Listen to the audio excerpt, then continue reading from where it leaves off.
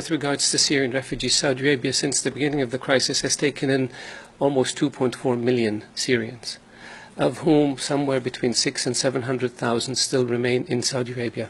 Since over the past year and a half, Saudi Arabia has taken in almost 1 million Yemenis, of whom probably 700,000 or 800,000 still remain.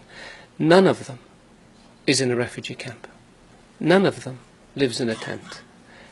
The custodian of the two holy mosques, King Salman, decreed last summer that any Syrian who comes to Saudi Arabia or any Yemeni who comes to Saudi Arabia be immediately provided with a work permit so they can have legal status, they can get jobs, they have access to health care, and their children can go to schools. Because we don't have one person in a tent, and as a consequence, we have not registered them with UN organizations as refugees.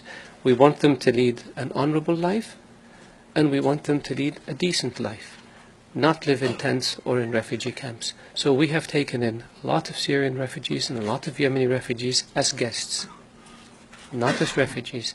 And they're free to stay in Saudi Arabia until the crisis is over and their homes are rebuilt and they can go back.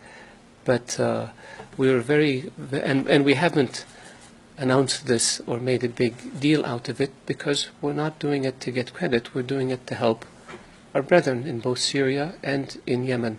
And this is in addition to the substantial financial assistance that the Kingdom of Saudi Arabia has provided to Syrian refugees in Yemen, in Lebanon and in Jordan.